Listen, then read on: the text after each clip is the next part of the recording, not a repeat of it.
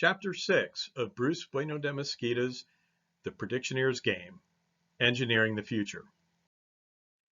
Bruce starts off this chapter saying, a lot of people think a country's name matters. And that might sound weird. And in fact, it's kind of a bit dismissive, but people who do kind of formal and quantitative analysis in a lot of social sciences, we'd like to say, look, there are variables out there that are important to explain things. And if you say that it's really that nationality is a critical function and that, the people in Kazakhstan do things a different way than elsewhere, then Kazakhstan is an independent variable, right? And so the name is. But he's getting at the importance of area or country expertise, or sometimes we would call it subject matter expertise versus expertise in decision making, which is what his book's about, right? And what game theory is about. So Bruce, who likes to point out, not for nothing, he started out as an India scholar. He started out as a country expert. And he has over time found that, hey, look, when trying to predict something that's going to happen, right, the country expertise is important and you use it in tandem with the knowledge of game theory, but it has to be subordinate to the principles that govern human decision making. That is, the kinds of models and decision making models that we have here, game theory definitely part of that. So when I look at this, right, and I understand that people like to say, well, it's ridiculous to say that there aren't cultural differences, right? Because that's usually the interpretation of what Bruce is saying, right? And I like to say, all right, I'm sure that, and in fact, I know that national and cultural differences matter. But in terms, if you're going to say it matters for decision making, then where is it in this model? Right? We have a model decision making. So where do you see those critical national or cultural differences showing up?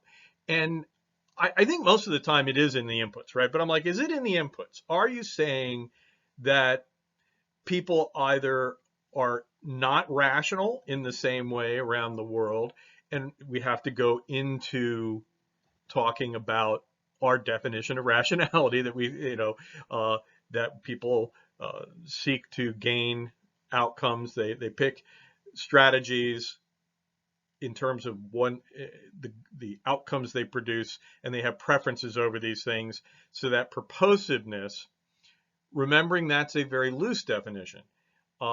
Sometimes people say, oh, well, rationality means making more money, and some people aren't materialistic. Well, possibly, but then now you're talking about differences in preferences, right? And the point that, and if the devil lies in the details, that people want different things and they have different preferences, or maybe they have different beliefs, they have different histories, so they have different beliefs about what's going on in the world. Well, all of that is in the stuff that in Bruce's model, he asks the area experts, the people who are experts in the name, right, to do. And so in that case, the name matters for preferences because it's not a country name. If you're going to talk about Putin, you're going to talk about Putin's preferences, his power, his salience, then you're talking about Putin, right? So the name, in a sense, the guy matters.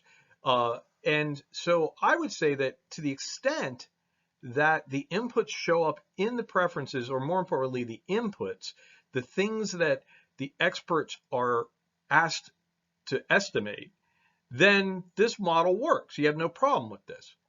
Now, the question is, do you think there's a cultural difference in decision-making rules? Do you think that people are not going to choose either purposively or something? And then I'm like, all right, well, what is a decision-making rule? Present an alternate one and we can model it, right? But that's the question. And so if anyone wants to make that argument, feel free, but let's get specific. Tell me where the differences are and point to the model. What do we need to adjust, right? And then we could adjust the model and move on. But that's my, my soapbox. Most of this chapter looks at an example of a lawsuit. And this is the kind of stuff you get when you're around Bruce, is you get a lot of these great stories, right? And so it's a very nice example of how he could use his model to kind of not only predict an outcome, but to engineer one. And a couple things come out when we're looking at this. He has his initial model and he says, hey, we went in and our initial model said that there would be this kind of cool result, right? That the people thought they were going to end up with an 80, which is bad. They wanted to be lower on the scale. And our model came in and said, we can get to 60, which everyone was like, oh, that's much better. But then they have the negotiation model, right? And so if you recall, the initial model, from the chapters on forecasting, talked about estimating people's position, their influence, their salience, and putting them on that, and also identifying everyone who's involved, and putting them on a scale to either look at the mountains of power, look at where the median is or where the weighted mean was. That's the initial model. The negotiation model is game theoretic because it talks about it, or it models people making offers and the offers being accepted or rejected or negotiated over. And as people interact with one another, one person approaches another one, they come to an agreement and their position changes, right? Because they, as a result of that agreement. And the idea of the negotiation game is it plays out the sequence of moves, right? And so that's the next thing. And that's in this example where he said, hey, it ain't going to work that good. In fact, it's going to go south during the negotiations. As we do rounds of negotiation, you're going to lose ground and end up back at 80, right? So that's the second step of modeling. And in all of this, we do have this black box, right? Now he does explain what the game theory is, right? What the model of the interactions are in an appendix, and that is something that's not black box. What is black box a little bit here, or just not explained, is okay, exactly how do these simulations work? And they're probably hard to explain. And I look at it and I say, look, do you have a brute force algorithm where you just say, hey, look, we have this game. Everyone can, we can randomly assign people to move first and randomly pair them up with people until all different combinations occur and we can see what the outcome is, right? To a certain extent, I think that happens, right? You see all of it, all the outcomes. Then there's the question of, well, is there an algorithm? Right? Do you have this thing look for particular outcomes or do particular things? And I think that'll come in when they look at what ifs. But we have to look at this example and we see this this discussion of, hey, we saw there was going to be a gambit hardliners. We're going to move in and push the U.S. attorney over. And the discussion here is, I think, very much a function of interpreting results and seeing in the results that they get these different outcomes. Now, the black box, though, is he kind of explains what's in it towards the end of the chapter. And this is one thing where maybe listening to this is valuable to somebody, because I really think in the end of the chapter, he has a paragraph where he says, look, this is how you do this, right? This is how you look at the process.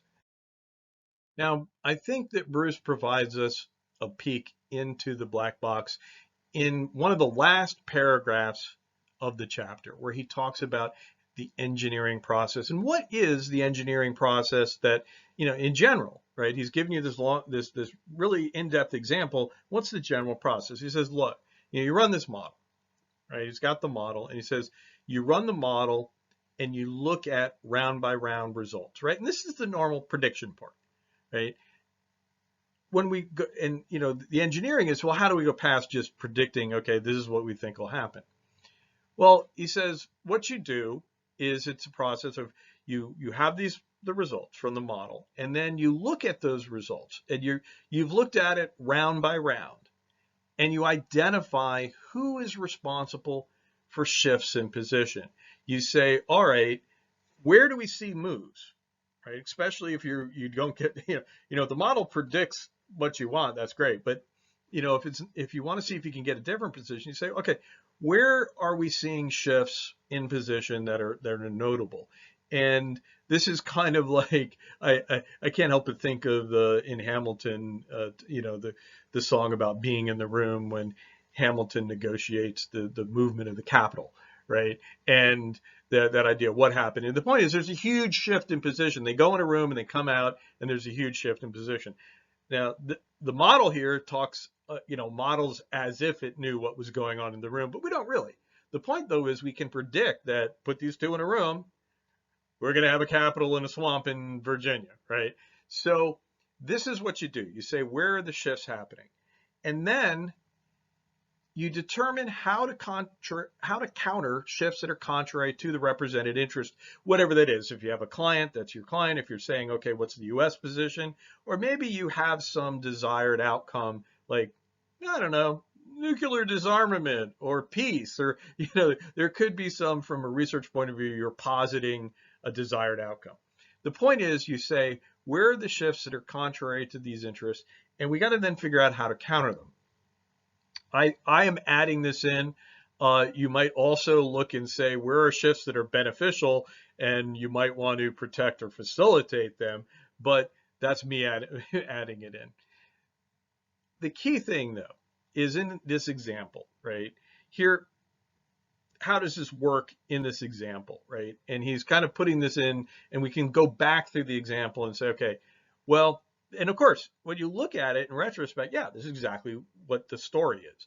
That they ran the model on the expected sequence of the company being sued by the government, and they found that not a great outcome, right? Not what they were really hoping for, and so they get and expect, they look at it and say, okay, here's the expected sequence of events. What happens? Then, in looking through it, Bruce said that, hey, where does it go wrong? And he undoubtedly, in looking over the results in round by round, noticed the U.S. attorney, who really wasn't looking to nail the clients, right, had kind of a forgiving view, was moved, right? He goes in a room with the hardliners and he comes out and the Capitol's in D.C., right? So that's the room we want to be in. And maybe we want to keep these people out of the room, right? So we got to talk about how to counter the shifts that are contrary to that. And he comes up with his idea. And in doing that, I look at it and say, look, to a certain extent, this is where creativity, this is where the human factor comes in engineering, that you've got to kind of have an understanding of what might work, right? I mean, I don't think they do massive brute force things like solving a Bitcoin, or mining a Bitcoin. I think of all possible things that you could possibly do, my take on this is that this is where the predictioneer, or the engineer in this case, comes in, where you say, well, based on what we know about game theory and about how these things work, what might work, right? What might help us out? And so you then start having what if. Well, what if we do this? What if we do that? And you run the simulation, right? The point is, you don't fly by the seat of your pants. You come up with an idea from the seat of your pants, and then you test it. And if it works, and maybe seeing what happens, well, that wasn't good enough, you get to countering the shift, right? This is how you determine how to counter a shift. And so I think this is where the general knowledge of these situations, familiarity with models, familiarity with game theory comes to play. It's a human factor, right? And we might develop artificial intelligences that could do this, but computers really can't. And this is where you come in and you test these things out. And I do think it's very important to note that Bruce, he says that in his company, they never, repeat, never suggest something that isn't based in the data, that there has to be a simulation. But I think in a lot of reading this book in many places, there is that element of a human being, Bruce and his partners, who go in and say, all right, here, first of all, it's identifying that, hey, these set of interactions are something that we could call a hardliner gambit, right? and that they are in fact the problem, and then coming up with, the what if tests, things to say. All right, hypotheses. Hey, this might work. What if we do this? What if we get them in? And in the end, the idea is that let's have 3 people get together. Let's have, instead of the hardliners, letting the hardliners meet with the U.S. attorney, why don't we have our clients and the hardliners and the U.S. attorney meet? What happens if they're in a room together? What's the expected outcome? Right? And it turns out, well, that's pretty good. And from there on, the game unfolds pleasantly, right? And so in the end, the model, the simulation is backing the recommendation to do this. The idea probably originates in a human, and that's why I'm calling it an intuitive option. So, okay, that's what I see in this chapter. It's an interesting one, and I think it is, all of these things are interesting as cases, and I do say I think you need to read them once for the example, and then go back to say, okay, put some structure to it. What should we be getting out of this example?